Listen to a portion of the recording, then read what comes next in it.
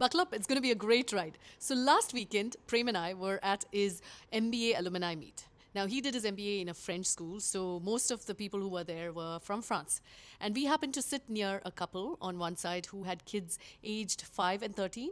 And next to us was a father, again from France, and his child was 3 years old. And naturally, I posed the question, what brings you to Dubai? I've been on many trips to Paris and south of France, and it's stunning with its food and with the museum and with the natural beauty. Won't you want to raise your kids in France?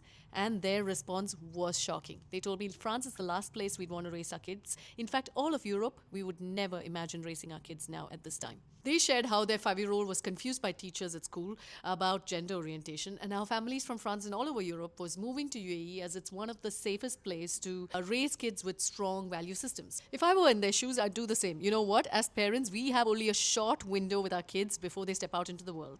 And these years fly.